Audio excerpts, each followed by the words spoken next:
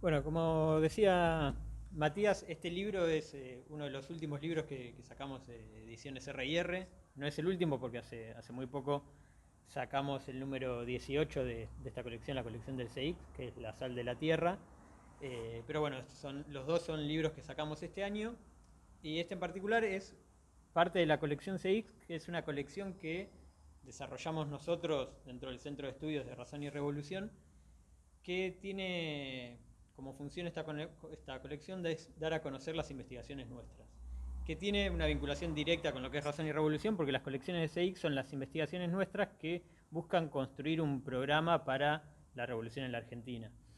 Y es el particular, el libro que estamos presentando ahora, Desalambrar, tiene que ver directamente con esta cuestión de cómo se construyen los programas políticos. Nosotros de Razón y Revolución entendemos que el conocimiento científico tiene que ser la base de toda transformación de la realidad. No se puede conocer la realidad si no se puede transformar la realidad si no la conocemos.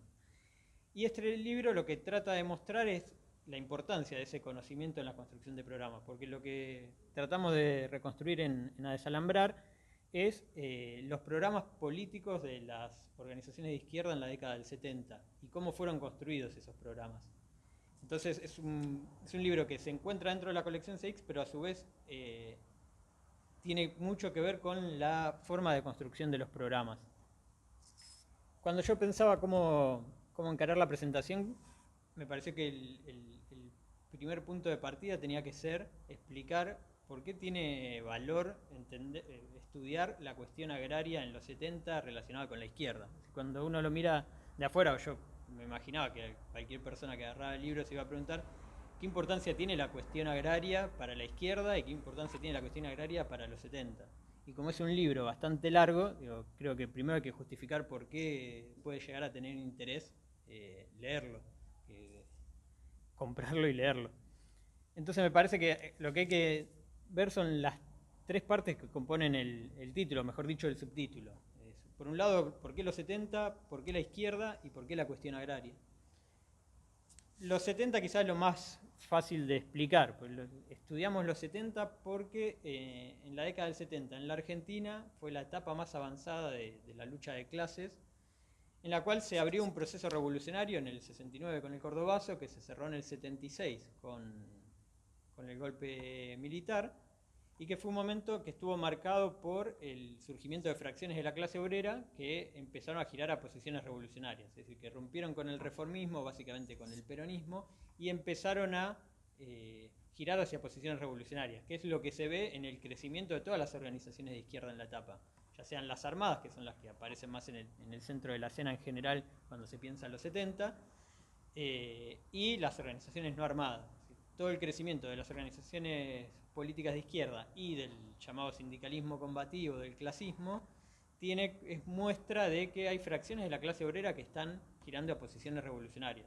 Si no existieran esas fracciones de la clase obrera, las organizaciones serían minoritarias. Si crecen es porque expresan algo de la realidad. Entonces, los 70 tiene que ver con eso, con el proceso revolucionario más avanzado que se dio en la Argentina, que a su vez terminó obviamente con una derrota. Entonces, lo que nosotros siempre buscamos explicar en el grupo de investigación de los 70 dentro del CX es poder explicar por qué perdimos, por qué ese proceso revolucionario terminó en una derrota. Y eso tiene de vuelta que ver con lo que tratamos de explicar en el libro. Dicho esto, la otra pregunta sería ¿por qué la izquierda? Bueno, estudiamos la izquierda justamente por esto que decía. Fue un proceso que fue derrotado y buena parte de la explicación de la derrota nosotros creemos que está en la izquierda. En la izquierda, en la fuerza social revolucionaria, de la que nosotros nos consideramos parte, no porque Razón y Revolución haya existido en los 70, sino porque somos parte de la misma lucha por la transformación de la sociedad, por la lucha por la revolución socialista. Entonces queremos ver la izquierda para pensar por qué perdimos, qué hicimos mal en los 70 y qué podemos aprender de los 70 para que el próximo proceso revolucionario no termine en una derrota, sino en una victoria. Por eso la derrota tiene un valor pedagógico importante, en el sentido que cuando uno pierde se pregunta por qué pierde. Si uno gana no se pregunta por qué ganó, sino festeja y después se preocupa, en el caso de la revolución se preocupa por defender el poder y transformar la sociedad. pero la derrota, en cambio, tiene un valor pedagógico y nosotros entendemos que hay que explotar ese valor pedagógico, hay que tratar de explicar por qué perdimos los 70, porque es la única forma de que la próxima oportunidad nos encuentre mejor parados. Y el tercer punto que me parece que hay que explicar es por qué la cuestión agraria. Dentro de todos los problemas que hay en la Argentina, dentro de todos los aspectos que nos pueden servir para acercarnos a la izquierda, ¿por qué la cuestión agraria? Bueno, esto tiene que ver también con la cuestión de la respuesta al por qué perdimos. Nosotros entendemos que en los 70 había ciertas condiciones objetivas para la revolución, en el sentido de que había una crisis económica profunda, había una crisis de acumulación, había una crisis política que se expresa en la alternancia de los gobiernos y de los regímenes, de dictaduras, democracias, que tiene que ver con una crisis de hegemonía más grande, de una ruptura del lazo de dominación. Entonces hay unas condiciones objetivas para una revolución, pero hay un problema en las condiciones subjetivas, es decir, en la clase obrera y en sus direcciones, es decir, en la izquierda. Y parte de ese problema, entendemos nosotros, tiene que ver con déficit programáticos y estratégicos. A desalambrar se concentra un poco más en los problemas programáticos, es decir, en los programas de la izquierda, pero también aborda algunas cuestiones estratégicas. Y la cuestión agraria tiene que ver con, por un lado, con que hay que hacer un recorte, en el sentido de, bueno, los programas de las organizaciones políticas abarcan un montón de cuestiones. Los programas son un balance sobre el grado de desarrollo de las fuerzas productivas en un espacio nacional, las clases sociales que existen, las relaciones entre las clases, y abarca un montón de problemas muy amplios, con lo cual es inabarcable el conjunto de los programas si uno quiere, como quisimos hacer en A Desalambrar, estudiar el conjunto de las organizaciones de izquierda en los 70. Si bien no estudiamos todos los partidos, sí buscamos estudiar todos los partidos más importantes. Y uno podría decir, bueno, toda investigación necesita un recorte, pero ¿por qué la cuestión agraria? Uno podría decir, bueno, no tiene mucho sentido la cuestión agraria porque los 70 son, si uno lo mira bien, es una época, un proceso revolucionario que es eminentemente urbano. O sea, si uno piensa en los grandes conflictos de los 70, es el cordobazo, el rosariazo, es decir, conflictos que son urbanos. La conflictividad social no pasa por el campo, o por lo menos la conflictividad social de la clase obrera no se concentra sobre todo en el campo. Incluso, si uno lo compara con principio de siglo, la clase obrera argentina, la fracción rural de la clase obrera argentina, ya en los 70 es muy minoritaria. Es decir, la Argentina es un país capitalista de base agraria, pero cuya población es masivamente urbana. Entonces uno a priori podría decir que la cuestión agraria no tiene mayor interés para los 70, pero en realidad sí tiene una importancia no solo por la cuestión política en los 70, sino para la construcción de los programas políticos. ¿Por qué? Por esto que decía antes, la Argentina es un capitalismo de base agraria, es decir, el corazón productivo de la Argentina es básicamente el agro. A nivel industrial se suman algunas ramas productivas, pero el corazón que sostiene toda la estructura nacional es el campo. Entonces la reflexión sobre la cuestión agraria es la reflexión sobre el corazón del capitalismo argentino.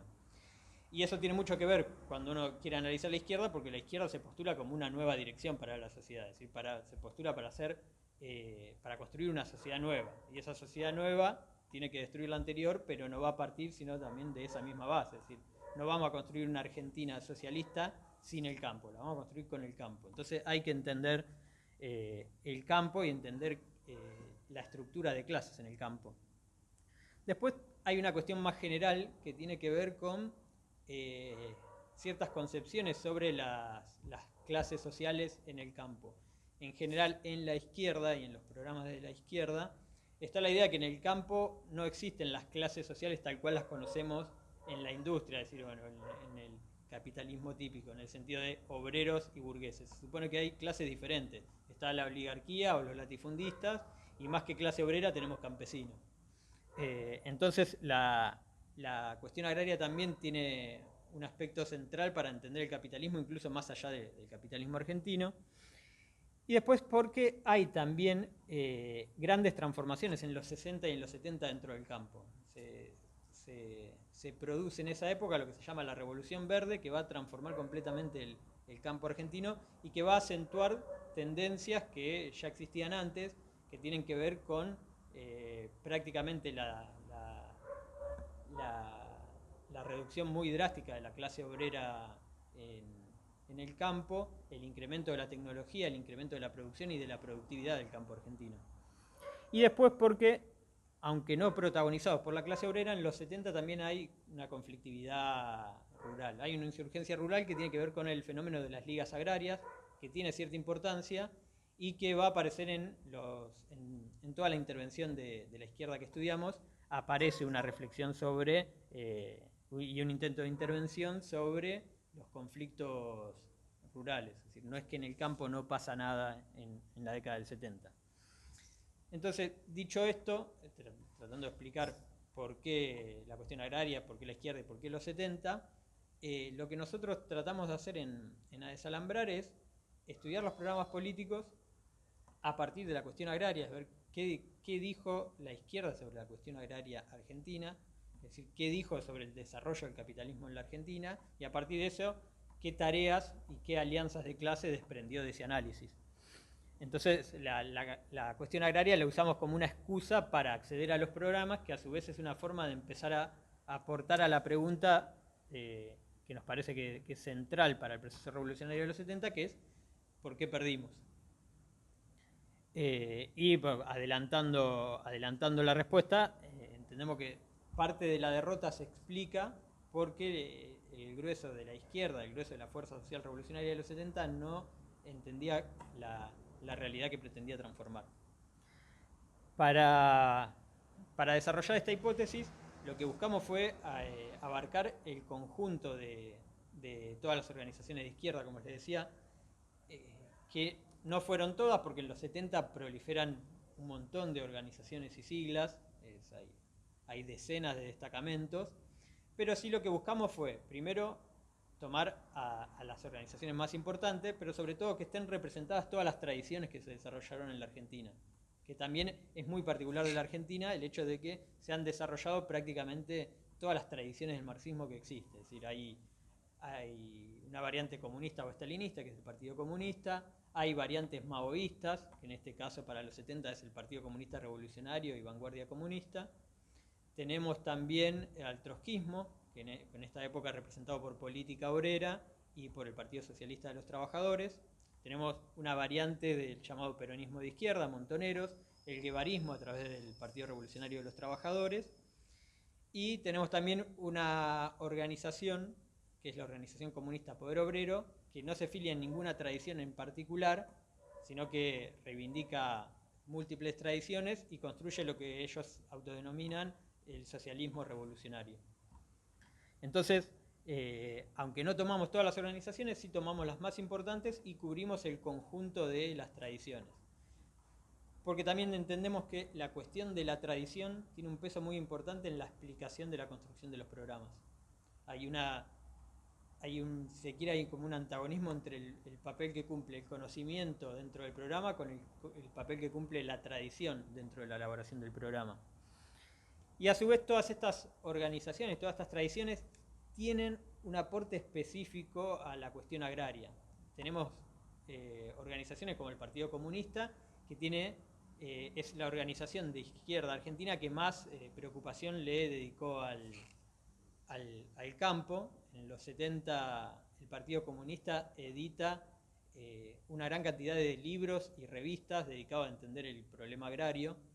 De hecho, el partido tiene una comisión agraria que se dedica a estudiar el campo y a definir la intervención en el campo, que forma parte de la dirección del partido. Es decir, tiene un área específica del partido destinada a entender ese problema.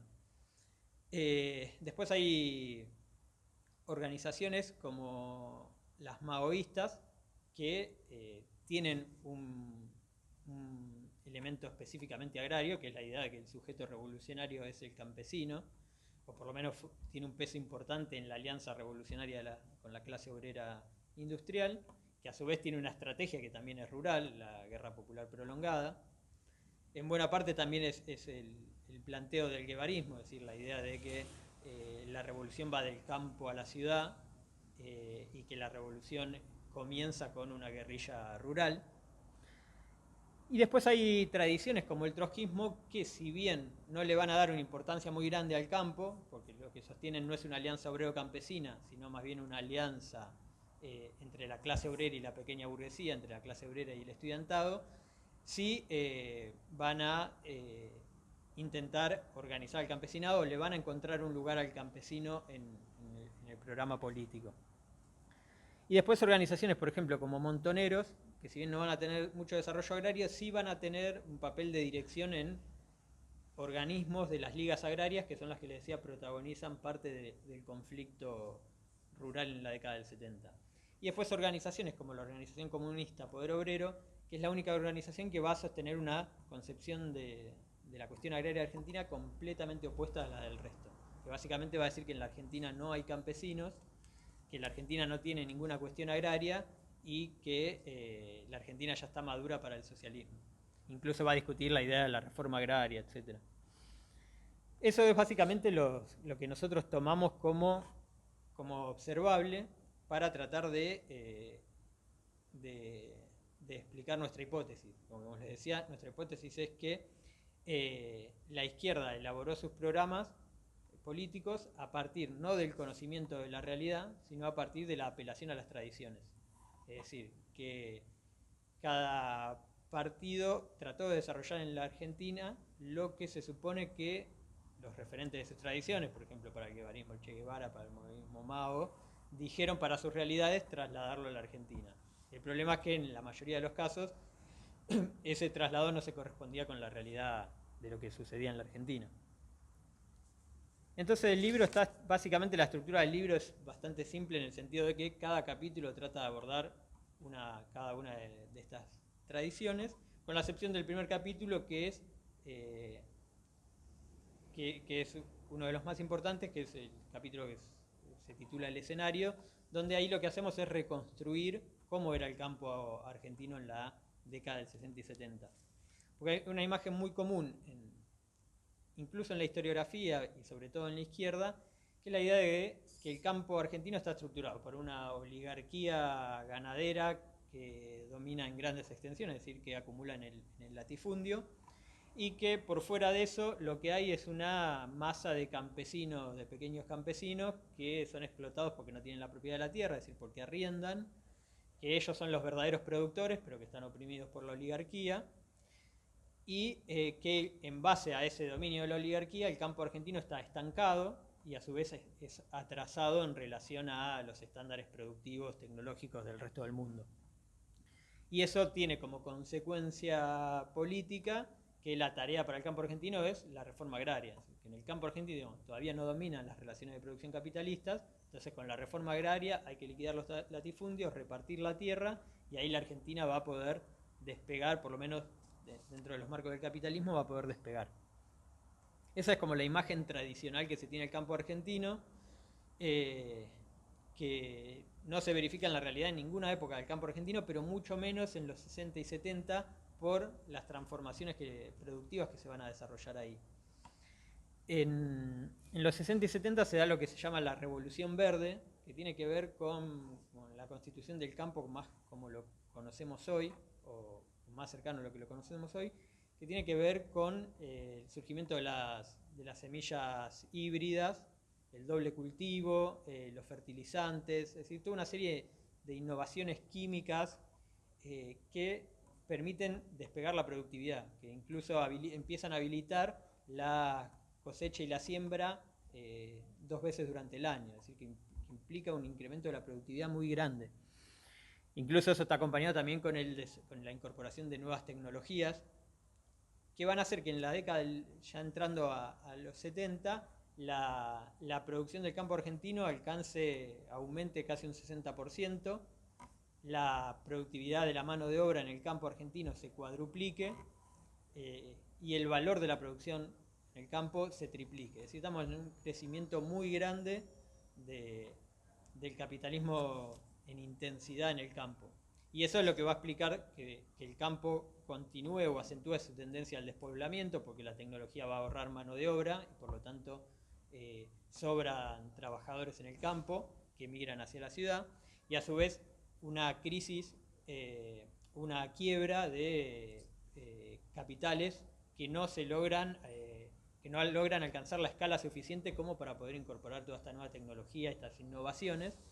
O sea, es la forma típica de, de la innovación y del desarrollo del capitalismo, en el cual se va concentrando el capital y por lo tanto se van desalojando los capitales más ineficientes. Eso es justamente lo que está detrás de la conflictividad en el campo que les decía anteriormente, es decir, el surgimiento de las ligas agrarias tiene que ver con la expulsión de capas de burguesía y pequeño burguesía de la producción producto de estas transformaciones.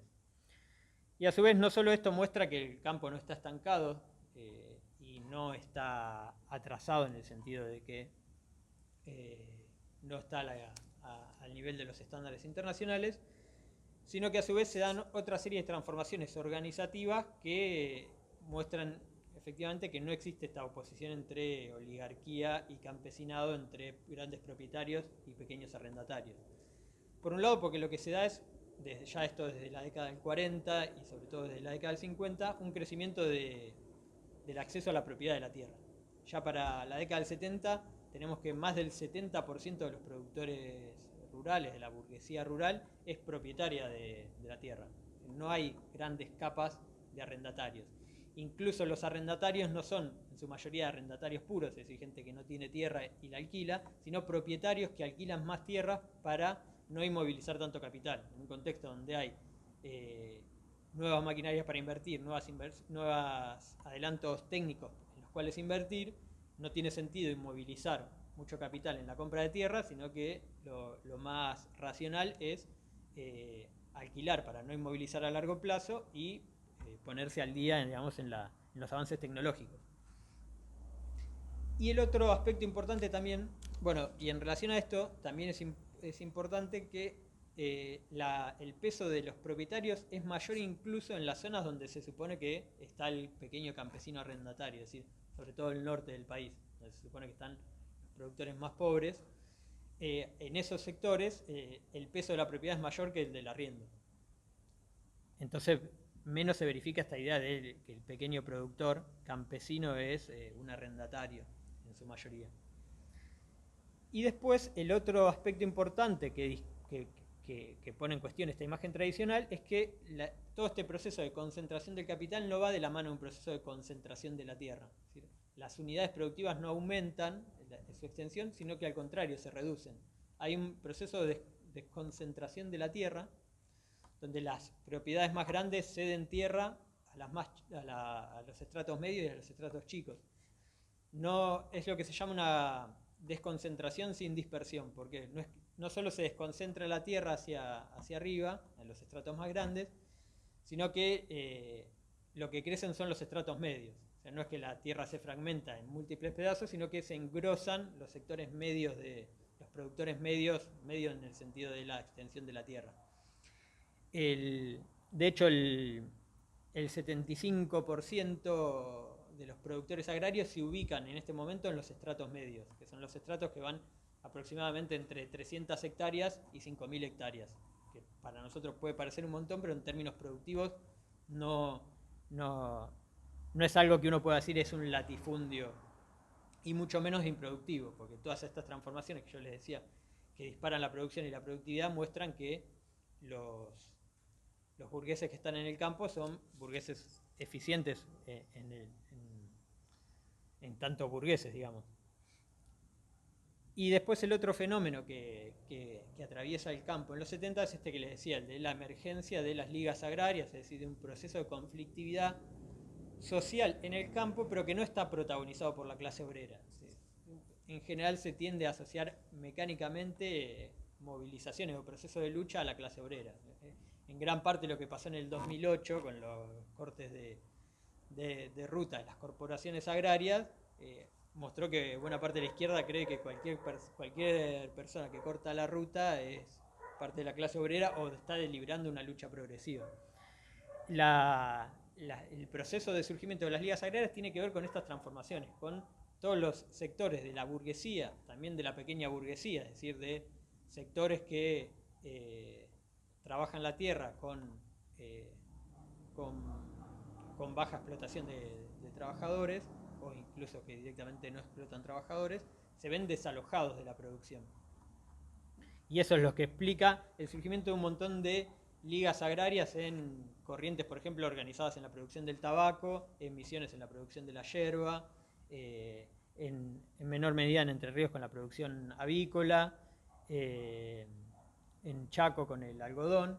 Es decir, surgimientos de movimientos de capas de burguesía y pequeña burguesía, incluso del semiproletariado, que se movilizan en defensa de lo que se llaman en esa época los precios sostén, que es básicamente precios de subsidio para no perder en la competencia capitalista. Ese es más o menos el escenario del campo en los 70 y que a los efectos de la investigación del libro a nosotros nos sirve para poder calibrar lo que dice la izquierda sobre el campo. Este es el campo real. Después reconstruimos lo que dice la izquierda que fue el campo argentino. En el libro eso lo vamos desarrollando tradición por tradición. Yo, para no hacer la exposición aburrida, traté de sintetizar un poco cuáles son las ideas comunes a todas las organizaciones de izquierda, que en realidad son la gran mayoría. En realidad, a pesar de todas estas diferentes tradiciones que se desarrollaron en la Argentina, prácticamente toda la izquierda viene a sostener las mismas ideas, que es que en el campo existe una oligarquía. Algunos van a decir es una oligarquía semifeudal, precapitalista o capitalista de baja productividad, pero en general todo el mundo coincide que hay una oligarquía, es decir, que hay una concentración de la tierra muy grande, y esa oligarquía es más o menos improductiva. Después la idea de que está el campesino minifundista, que es oprimido por la oligarquía, la idea de que toda esa estructura produce estancamiento y que por lo tanto la tarea para el campo es la construcción de la alianza obrero-campesina para desarrollar la reforma agraria que va a transformar la estructura agraria. Esas son, digamos, las ideas centrales que va a compartir toda la izquierda, salvo la última organización que les mencionaba antes, que es la Organización Comunista Poder Obrero, que va a sostener una posición completamente diferente. Pero salvo esa excepción, el resto plantea con algún matiz más o menos lo mismo. Ahí, entrando más específicamente en cada una de estas ideas. La primera, bueno, es esta idea de la oligarquía, el campo dominado por una oligarquía latifundista. Como les decía, las transformaciones que se operan en los 60 y 70 desconcentran la tierra, por lo tanto hay menos espacio a esa idea del latifundio. Es decir, el latifundio no, si alguna vez existió, ya en esta época no existe, por lo menos como estructura productiva, porque hay unidades de tierra grandes, es decir, que superan las 10.000, 20.000 hectáreas, pero en general esas unidades se ubican en territorios improductivos, en la Patagonia, por ejemplo, en zonas donde esa tierra no tiene ningún valor, o no tiene un gran valor productivo. Pero en cuanto a unidad productiva, en realidad lo que crecen son, como les decía, los estratos medios, no la gran propiedad. Que a su vez no hay una oligarquía improductiva, lo muestra justamente esta transformación que incrementa la producción y la productividad. Por lo tanto, no se puede decir que no haya desarrollo capitalista en la Argentina en esta época, al contrario, hay una profundización de ese desarrollo en cuanto a intensidad. Incluso un problema que aparece en general cuando uno ve los análisis de la izquierda es que se toman las cifras en absoluto, que tiene que ver con esto que les decía de qué tierra es productiva y qué tierra no es productiva. Se dice que el 1% concentra el 40% de la tierra, pero cuando uno empieza a ver esas unidades se encuentra que en realidad esa gran concentración se da en tierras básicamente improductivas. Y lo otro que también es interesante para ver es que incluso esa supuesta oligarquía no es una oligarquía específicamente ganadera o agraria, sino que incluso son burgueses que acumulan también incluso en la industria. Para esta época, el referente de la sociedad rural es un personaje que se llama Celedonio Pereda, que no solo tiene propiedades agrarias, sino que a su vez es dueño de Somerfin, que es una industria que provee de equipos eléctricos al Estado. Es decir, es un burgués que no está solo en el campo, incluso es un burgués parásito, no en el sentido del que se supone que es la oligarquía, es decir, porque no produce, porque no impulsa la producción, sino que es parásito en el sentido de los burgueses que estamos acostumbrados a conocer en la Argentina, es decir, tipos que viven del Estado, que si no los sostiene la demanda del Estado y los subsidios del Estado, no existen. Entonces eso muestra que es una burguesía parasitaria, porque la burguesía es parásita, porque en la Argentina es específicamente más parásita, pero no parásita en el sentido que se entiende a la oligarquía, como un tipo que concentra tierras y las tiene por tener, o para darlas en arriendo a campesinos a los que va a explotar con rentas altas. Entonces esa imagen de la oligarquía no se ve en el campo argentino. Lo mismo pasa con la idea del campesino. La izquierda sostiene, algunos lo llaman chacareros, otros campesinos, otros pequeños productores. En general la idea que prima es la del campesino. La idea que es un productor familiar que produce autónomamente y que en todo caso se reconoce en tres capas: el campesino chico, mediano y grande. En general lo que se hace es trasladar el análisis que hace Lenin sobre las tres capas del campesino, con la diferencia que Lenin, cuando construye esa diferenciación en tres capas, escribe el desarrollo del capitalismo en Rusia, donde le da un contenido real a esas tres capas. Acá lo que sucede es que se trasladan de manera idealista, en el sentido de, bueno, hay un campesino chico, que es el campesino que no explota, pero eso en la realidad no se ve, digamos, esa capa se encuentra en tal y tal producción, en tal provincia, en tal... No, es todo en abstracto. Hay campesinos medios, chicos y grandes, pero no hay ningún dato empírico que sustente la existencia de esas fracciones. Por lo tanto, son simplemente en términos ideales. Y tiene, por eso, por un lado, el problema de que es una definición abstracta, que no tiene contenido empírico real, y por lo tanto no se sabe en la realidad a qué se refieren esas capas. Y por el otro lado, una construcción contradictoria, porque por un lado se supone que estos campesinos son el motor del desarrollo del capitalismo en el campo. Justamente no se puede desarrollar completamente el capitalismo en el campo porque la oligarquía oprime a estos campesinos, que son los que pueden desarrollar una producción eficiente. Entonces, si uno define a los campesinos por ese lado, la conclusión lógica entonces es que si los campesinos son los productores capitalistas más eficientes, eso quiere decir que son explotadores de fuerza de trabajo, por lo tanto no van a ser aliados de la clase obrera. Entonces hay una contradicción entre esa definición del campesino como motor del desarrollo del capitalismo en el campo, que es oprimido por una fuerza no capitalista que es la oligarquía, con la idea de que el campesino tiene que ser un aliado de la clase obrera.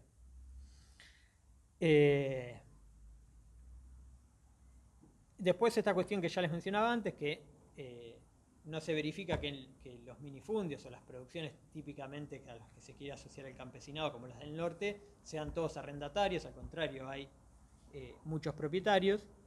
Y también hay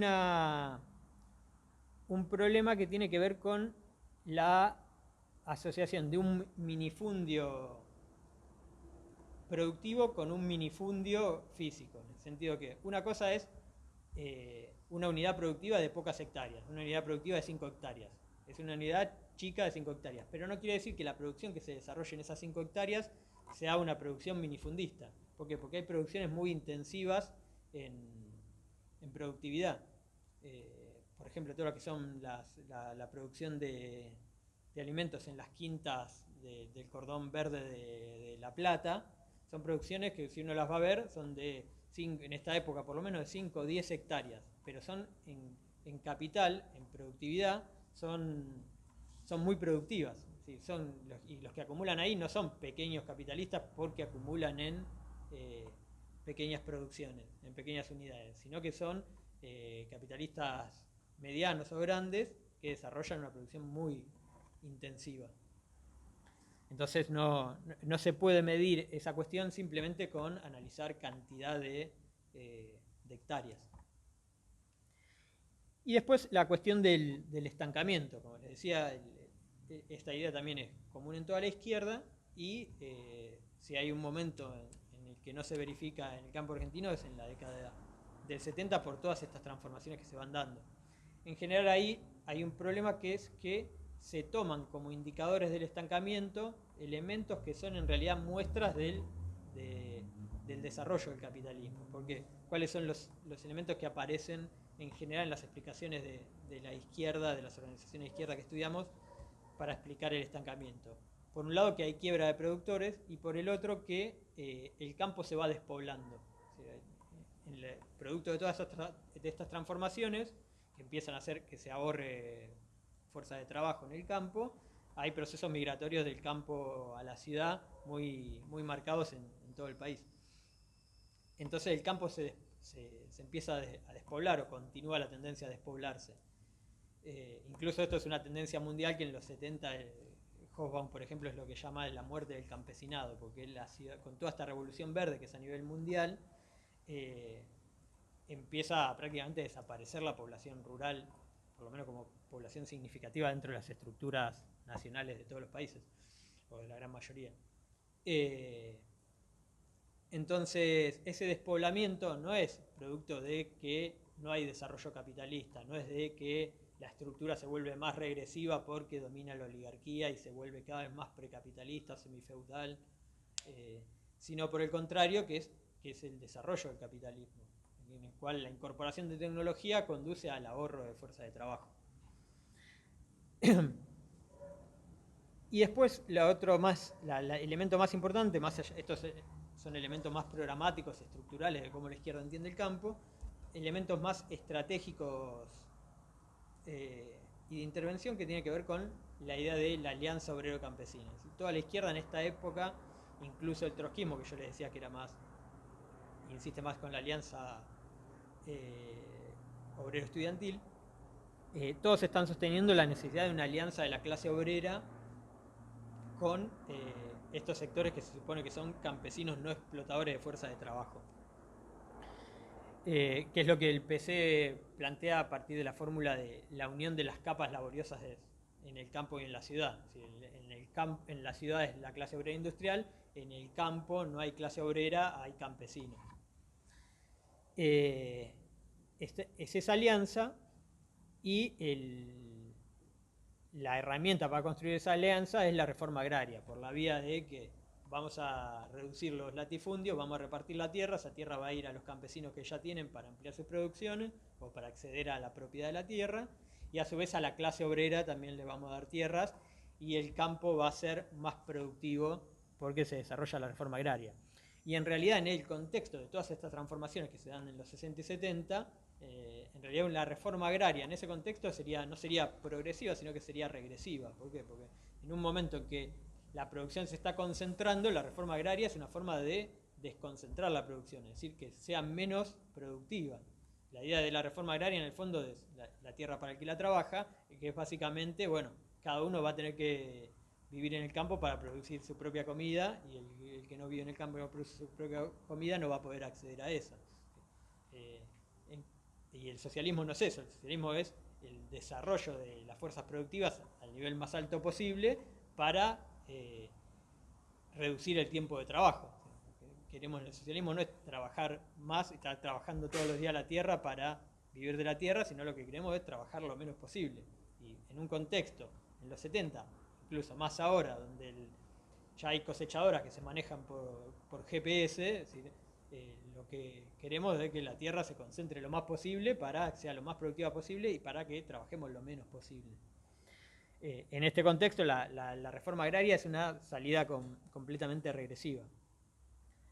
Y es interesante ver para la intervención que desarrolla la izquierda en los conflictos agrarios en esta época, que no son tantos en realidad, como les decía, el partido que más se preocupa por el campo es el PC, que tiene más producción teórica y a su vez es uno de los que tiene mayor intervención en el campo. El resto de los partidos, el maoísmo algo de intervención tiene, el PRT también, el trotskismo ya prácticamente nada, más que posicionamientos en prensa, pero no intervención ni en sindicatos rurales ni en el movimiento liguista. En general, ya de por sí, más que la intervención sobre la clase obrera rural, el objetivo es intervenir en el movimiento liguista, pero es interesante ver que cuando la izquierda va a intervenir sobre estos sectores campesinos, que se supone que son pequeños campesinos que no explotan fuerza de trabajo, cuando va al campo a tratar de organizar esos sectores y a tratar de construir la alianza obrero-campesina, se encuentra con que ni los obreros quieren esa alianza, ni los supuestos campesinos quieren esa alianza, porque ellos mismos reconocen que tienen intereses antagónicos. Y hay una multiplicidad de ejemplos de ese caso, les leo alguno corto para que vean de cómo la propia izquierda, cuando va a intervenir en la realidad concreta, se encuentra con que sus ideas no tienen ningún correlato real. Este es el que les leo ahora es un extracto de una nota del PCR, es decir, de una variante magoísta, que publica una nota que el título ya es bastante sugestivo, que es "Los agricultores quieren justicia para los obreros rurales", y transcribe un comunicado del movimiento agrario misionero, que es el movimiento liguista de Misiones, que son básicamente productores de yerba mate y de té, y el comunicado que transcribe el Partido Comunista Revolucionario en su prensa dice: "Los pequeños y medianos agricultores se encuentran en un grave problema. Los últimos aumentos salariales, con retroactividad al mes de mayo, exigen un gasto que no todos pueden enfrentar.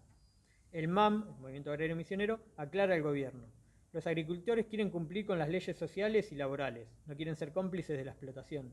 Pero ¿qué pueden hacer si no se les paga por el producto lo que éste vale? Si se cumplen estos reclamos, se les podrá pagar a los obreros sus justos aumentos. Si el gobierno no lo hace, obliga a los agricultores a ponerse fuera de la ley, ya que no podrán pagar".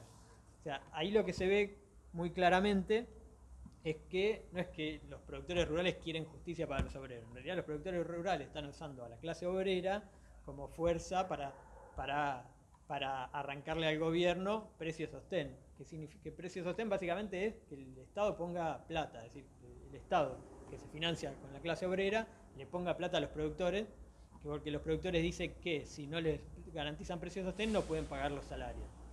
No es que buscan justicia, sino que están tratando que extorsionan a la clase obrera y la usan, quieren construir, usarla como fuerza de choque contra el gobierno, tratando de ponerla de su lado.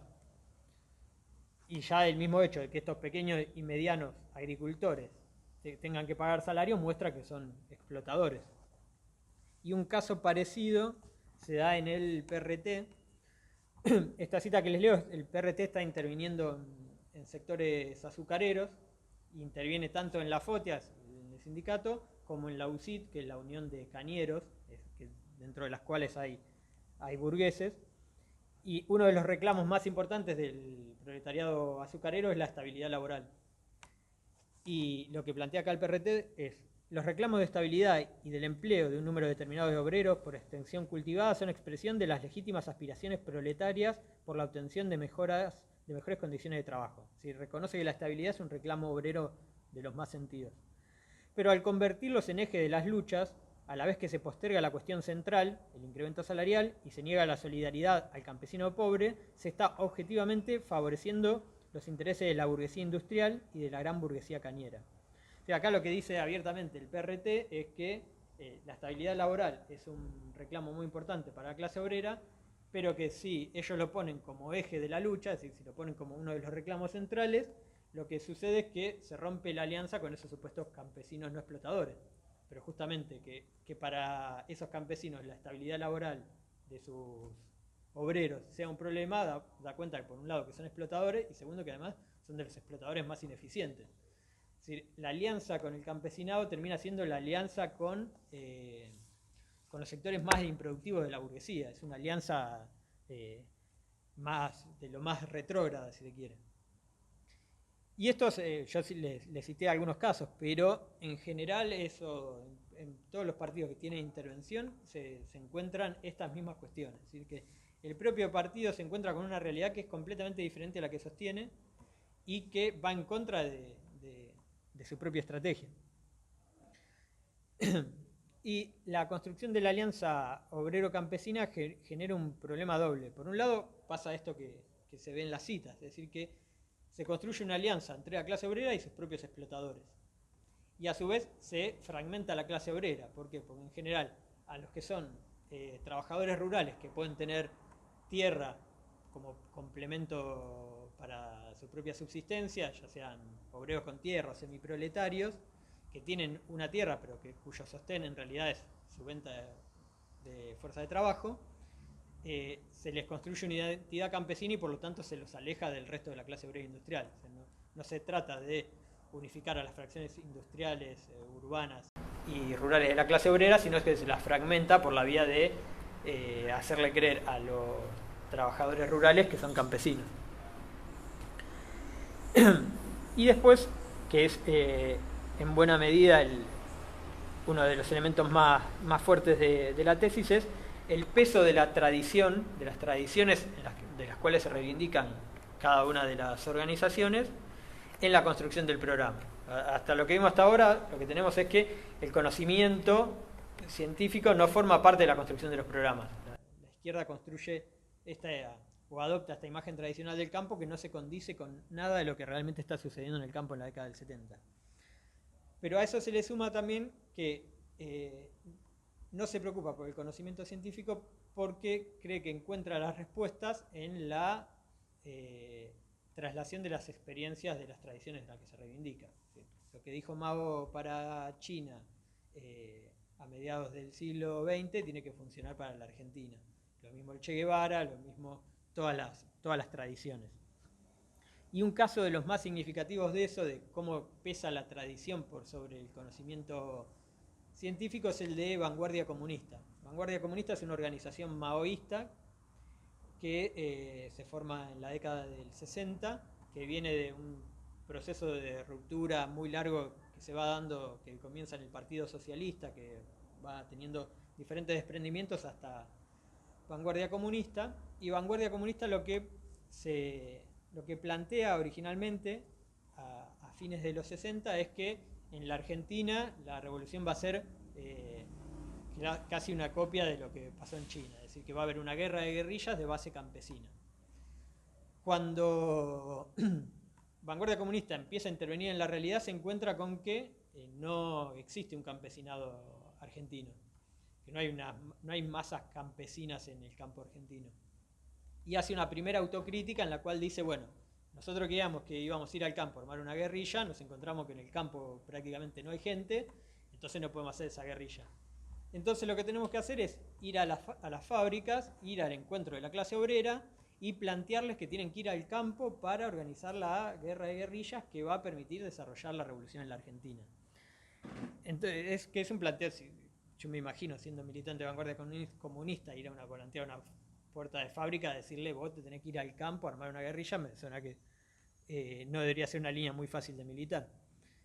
Y después, en el 69, se va a desarrollar una segunda rectificación de la estrategia de Vanguardia Comunista, que no es casualidad la fecha, en el 69 esa rectificación es por el Cordobazo, que les muestra justamente que la clase obrera está en las ciudades y que la clase obrera está luchando en las ciudades, que no hay una masa campesina, que la masa campesina no protagoniza ningún conflicto, sino que el problema de la Argentina es la clase obrera urbana, la clase obrera industrial, y que la estrategia es más insurreccional y no una guerra de guerrillas de base campesina. Pero es interesante porque lo que muestra ahí es que, en ausencia de un conocimiento científico de la realidad, la apelación a la tradición, lo que lleva a Vanguardia Comunista a un planteo disparatado que lo va corrigiendo en la medida que la realidad se la va llevando puesta. Primero cuando se encuentra que no hay campesinos, después cuando se encuentra que están estallando insurrecciones obreras en las ciudades. Y eso es muestra de la importancia del problema de cómo se construye el programa, porque no se trata simplemente de rectificar, sino que en el medio de esas rectificaciones se va perdiendo tiempo. Y en el marco de un proceso revolucionario el tiempo es muy importante. El que actúa mejor y más rápido es el que gana. En buena parte el triunfo de la burguesía en los 70 tiene que ver con que tenía una superioridad subjetiva, sabía qué tenía que hacer y se unificó para hacer eso. Mientras la fuerza social revolucionaria estaba completamente dispersa y con una serie de déficits dentro de los cuales se encuentra de la cuestión de la construcción del programa. Casos como hay varios, el PCR tiene también un problema muy similar.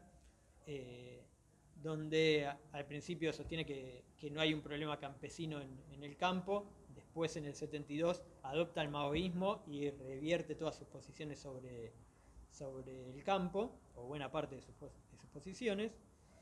Incluso también hay un caso en el PCR, es muy interesante porque ellos tienen un militante que es un intelectual, que es Ciafardini, que se encarga de la revista teórica del partido, que a su vez es un especialista en economía, pero sobre todo en cuestiones agrarias, y que en la década del 70 está escribiendo junto a Osvaldo Barqui, que es uno de los referentes más importantes sobre cuestiones agrarias en la Argentina, que escribe buena parte de sus producciones en esta época, mostrando todas estas transformaciones que se están dando en el campo. Ciafardini escribe esos textos en los cuales da cuenta de estas transformaciones que se están dando tanto de la Revolución Verde como del incremento del acceso a la propiedad de la tierra, como de la desconcentración de la tierra. Este intelectual que es parte del partido está escribiendo eso, y el partido está sosteniendo una posición que es completamente opuesta a lo que sus propios intelectuales están diciendo que ven en el campo a partir de sus propias investigaciones. Ahí es muy claro cómo la tradición, cómo la apelación a esa tradición y a la mímesis de esa tradición, es decir, a desarrollar ese proceso que se desarrolló en otro país, a tomarlo como una receta que se tiene que desarrollar acá, está por encima del conocimiento científico. Y después, ya como para ir cerrando, el otro aspecto que me parece importante destacar es esa organización que yo les decía que es una excepción, la Organización Comunista Poder Obrero, que, como les decía al principio, no se reivindica específicamente de ninguna tradición, y creo que eso no es casual a la hora del programa que va a sostener, y que en realidad toma los trabajos de un intelectual de la década del 60 y 70, que es Ismael Viñas, el hermano de David Viñas, que él tiene una experiencia en el MLN, el Movimiento de Liberación Nacional, que surge en la década del 60, con un programa muy de liberación nacional, muy nacionalista, pero que él se pone a investigar, a estudiar las transformaciones del campo, hace un trabajo que es Tierra y Clase Obrera, donde más o menos cuenta con algunos matices, más o menos los que yo les comentaba de cómo es el campo en esta época. Y lo que muestra él con esos datos es que efectivamente no hay campesinos entendidos como no explotadores en el campo argentino, no a un nivel significativo, y que la clase obrera no tiene que trazar ninguna alianza porque es una clase mayoritaria en el país. Para esta época la población urbana de la Argentina ya supera el 70%, es decir, prácticamente el campo no está poblado. No necesita establecer alianzas con ninguna otra clase social porque ya es una clase mayoritaria. Y por lo tanto lo que él dice es acá no hay lugar ni a ninguna alianza campesina ni a ninguna reforma agraria, porque una reforma agraria en este contexto es regresiva. Y este planteo tiene el valor que es un planteo a contrapelo del resto de la izquierda, pero sobre todo lo que muestra es que el análisis que hacemos nosotros, lo que hacemos en el libro, nosotros ahora, era perfectamente accesible a los contemporáneos. Es que no es que ahora nosotros con el diario del lunes descubrimos que el campo en los 70 era de tal manera, sino que es la posibilidad de percibir esa realidad estaba en ese mismo momento histórico. Viñas no hace nada más loco más que estudiar unos censos agrarios, estudiar unas estadísticas y se encuentra con esta realidad. Lo que no tiene Viñas, que es la ventaja, son las anteojeras de alguna tradición en la cual quiere hacer encajar en la Argentina. Y ese es el valor que tiene el planteo de Viñas, y después la Organización Comunista Poder Obrero, que es la que va a tratar de llevar adelante estos planteos en una organización política. Viñas no lo va a hacer dentro de una organización política. Entonces, para ir resumiendo, lo que el libro intenta demostrar es que un elemento para explicar la derrota de los 70 tiene que ver con el déficit subjetivo de la izquierda, en particular tiene que ver con los programas políticos de la izquierda que no se condecían con la estructura real de la Argentina. Y que eso tuvo consecuencias políticas inmediatas, sobre todo esta cuestión de la alianza obrero-campesina. Bueno, es una alianza en la cual a la clase obrera se la ata a fracciones de sus explotadores.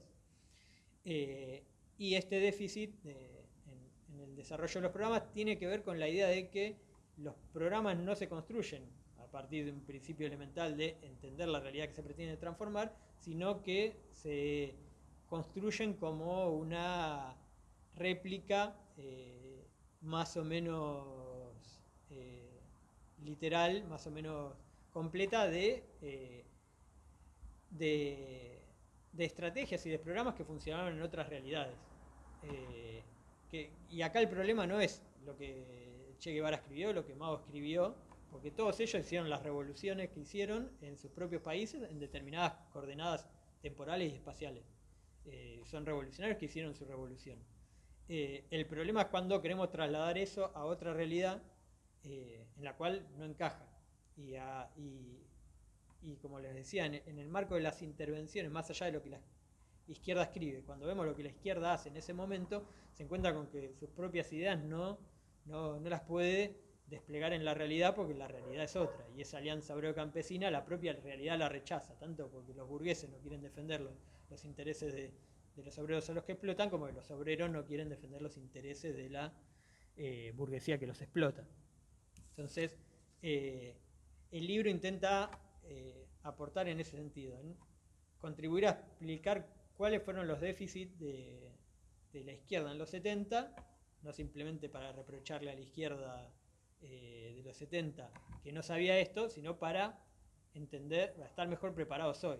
Un poco la lección que uno quisiera que salga del libro es que el conocimiento científico tiene que ser la base de los programas políticos, que no se puede comprar un programa llave en mano, decir yo voy a traer el programa de transición y con el programa de transición de Trotsky voy a resolver los problemas de la revolución en la Argentina. No quiere decir esto que si la izquierda en los 70 hubiese tenido clara la cuestión agraria argentina hubiésemos ganado, no, futurología no hacemos, no sé qué hubiese pasado, pero esto sí es parte de un déficit más general, que es el déficit subjetivo programático de la izquierda. Eso es básicamente, digamos, lo que intenta mostrar el libro. Bueno, si les parece, abrimos a ver si tienen alguna pregunta, consulta. ¿Alguna observación?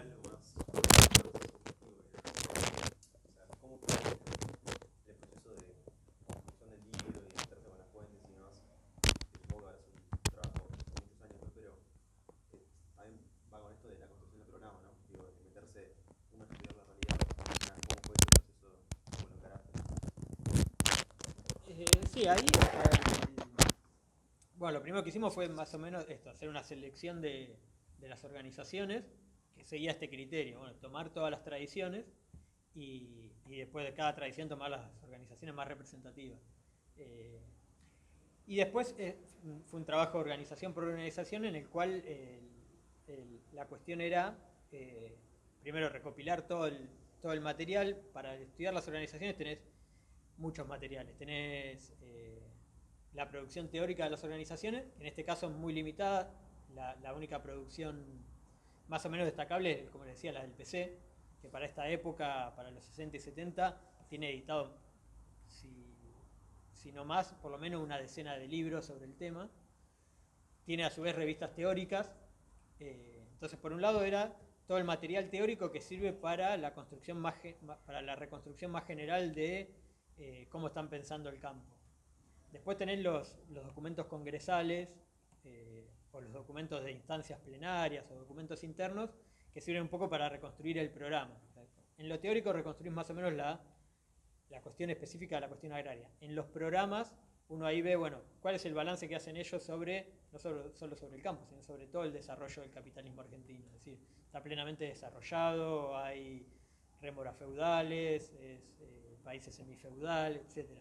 Con los documentos congresales sirve para construir el programa y la estrategia y ubicar la cuestión agraria dentro de ese programa más general de la organización.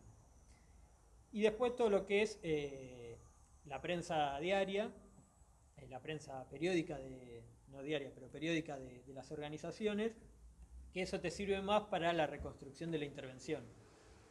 Para ver, bueno, en qué están tratando de insertarse en el agro, se tratan de insertar en sindicatos rurales, con qué línea van a los sindicatos rurales, intentan intervenir en el movimiento liguista, con qué línea. Esto que yo les decía de las contradicciones cuando querían construir la Alianza Obrero-Campesina en los hechos concretos, bueno, eso se ve muy bien en la prensa, porque el partido muestra cómo se encuentra con esas contradicciones. Y después fue un trabajo de hacer ese proceso de reconstrucción en los tres niveles, digamos, el teórico, el político y el político programático estratégico y el de más coyuntural de intervención, reconstruirlo en todas las organizaciones. Lo que uno se encuentra cuando hace eso es que, esto que les decía al principio, que básicamente todos tienen la misma idea sobre el campo.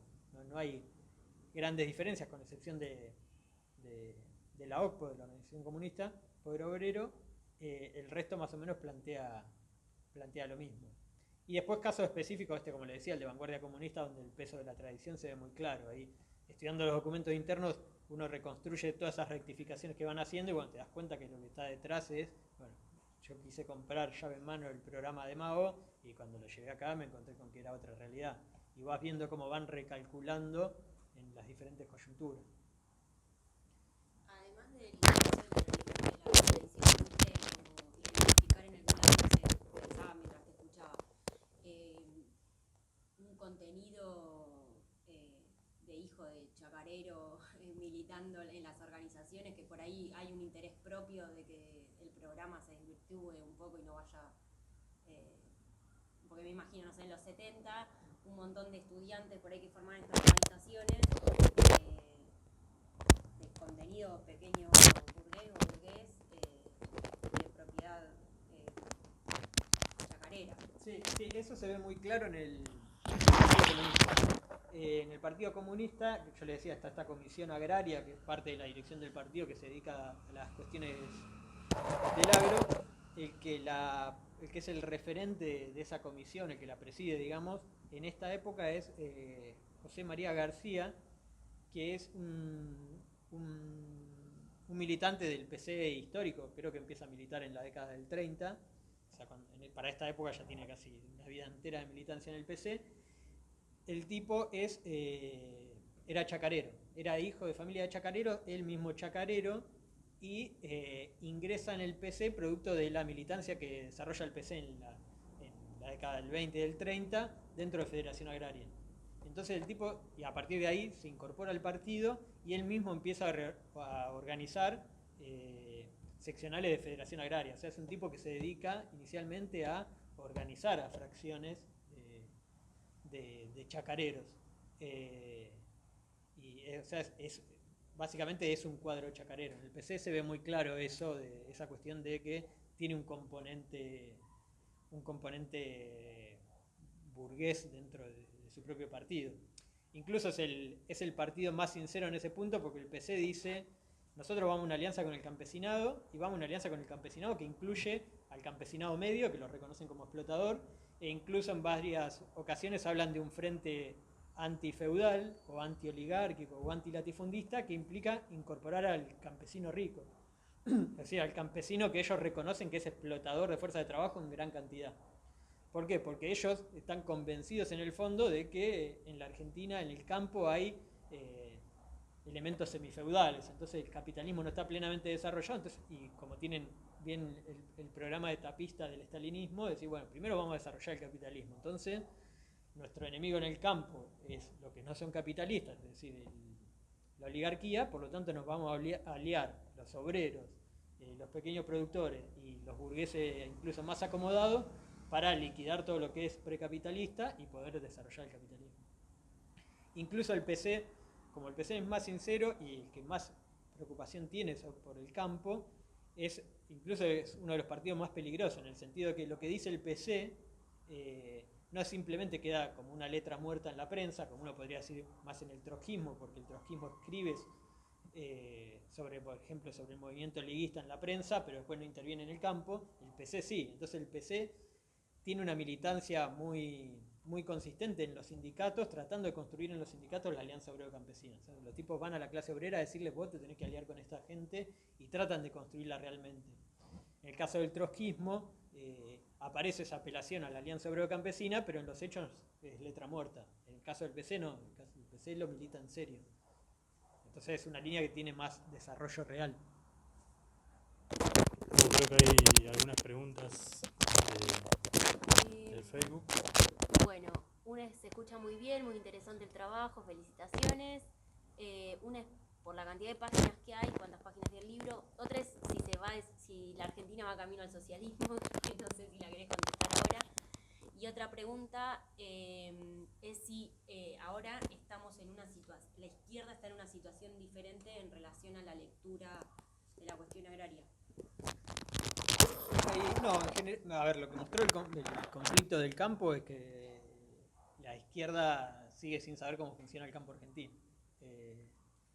La idea de buena parte de la izquierda que se apoyó, que defendió a la burguesía agraria, con la idea de son chacareros explotados, muestra eso, y parte de la izquierda que intuía que ahí no podía haber aliado a la clase obrera, pero que no desarrollaba una estrategia por la positiva, de estilo partido obrero, ni con el campo ni con el gobierno. Pero bueno, eso no es una política para la clase obrera. No estás con este, no estás con otro, bueno, pero ¿qué tiene que hacer la clase obrera? En realidad lo que muestra el conflicto del campo es que estos problemas no se superaron. Y buena parte de la izquierda sigue con el mismo problema. Es decir, bueno, yo tengo que hacer acá lo que Trotsky dijo que había que hacer en el programa de transición. Ahora, en relación a los 70, a la actualidad, es como que en cierta medida el panorama de la izquierda se simplificó bastante. O sea, ya no aparece una fracción del peronismo que se diga revolucionaria, ya el guevarismo es minoritario y el maoísmo está tan ligado al gobierno que ya ni siquiera forma parte del campo revolucionario, pero hoy por hoy la izquierda es básicamente trotskista y esa izquierda cree que la clave para la revolución en la Argentina es el programa de transición y listo.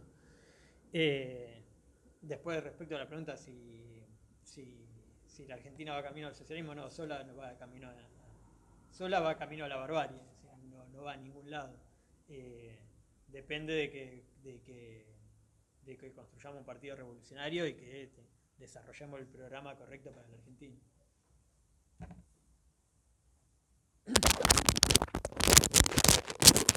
Bueno, acá ya tenemos otra pregunta. Sí. ¿Cómo se explica, digamos, esta negación de la izquierda ante las evidencias y cómo se explica que lo siga sosteniendo cuando, digamos, si la idea es viajar al pasado, cada vez estamos más lejos de esa idea mitológica, digamos, de poder repetir lo que pasó en otro lugar? Ahí, no sé exactamente por qué la izquierda argentina sobre todo se construyó en una tradición que sea tan una negación de los fundamentos del marxismo, porque si hay algo que es la base del marxismo, por eso cuando uno lo dice parece hasta una obviedad, bueno, no puedo transformar la realidad que no conozco. Pero cuando uno ve en la realidad, efectivamente no conoces la realidad que pretendés transformar. Hace rato que la izquierda no produce teoría, en el sentido, no teoría abstracta, sino en el sentido de un conocimiento científico sobre la estructura nacional. Que si uno lo mira bien en detalle, quizá la última experiencia de ese tipo es el Partido Comunista. El Partido Comunista hasta esta época, que tiene verdaderas usinas intelectuales de tipos dedicados a pensar el problema. Después la izquierda se volvió como muy empírica. Y en el conflicto del campo se vio mucho. Es decir, si uno quiere seguir el conflicto del campo a partir de las tapas de las prensas de la izquierda, te vas a encontrar que van recalculando minuto a minuto porque no saben dónde están parados. El origen de ese déficit habría que verlo, no sé exactamente en qué momento se produce ese pasaje de cierta tradición científica a un empirismo muy simple. Y la cuestión de defensa de estrategias como la reforma agraria que van para atrás, que no van para adelante, en parte tiene que ver con esto, con el peso de la tradición, en parte con, hoy por ejemplo, si vos me decís, hoy por qué por ejemplo, en el trotskismo, por qué aparecen estas cosas. Y yo creo que ahí pesa más que la tradición, ahí pesa el electoralismo y el parlamentarismo. ¿Sí? Hay cosas que no hay que decirlas porque no son simpáticas. La reforma agraria, si bien no tiene un peso significativo, bueno, la realidad es que no hay gente pensando mayoritariamente en el acceso a la tierra, digamos, pero no es un problema acuciante, digamos. Si hay un problema de vivienda, porque es otro problema. En general aparecen esas cosas porque el trotskismo aspira a ganar parte del progresismo y hay que defender estas ideas. Entonces hay que defender la reforma agraria, hay que defender que existen campesinos, lo mismo con la cuestión indígena. Vos te decís indígena, sí, vení, vamos. Hoy por hoy me parece más que la tradición, incluso te digo, más que el programa de transición, a mí me parece que en el trotskismo pesa el electoralismo y el parlamentarismo. Es decir, no digamos nada que sea, en definitiva, que sea piantaboto. Vamos con lo que suma. Bueno, ahí tenemos otra pregunta. No, bueno, primero una reflexión y después una reflexión. Más que reflexión es una anécdota y una pregunta. Jorge Born, justamente cuando estuvo en cautiverio secuestrado por los montoneros, estaba frente a uno de sus captores, que era Roberto Quieto, uno de los jefes montoneros, que enseguida, digamos, cuando lo tuvo ahí le dijo, pero vos que sos de la oligarquía y qué sé yo, y que no sé cuánto. Y bueno, el mismo Jorge Born le explicó cómo funcionaba el campo, en realidad, en esa época. O sea que de alguna manera viene a reforzar un poco la línea argumental de este trabajo.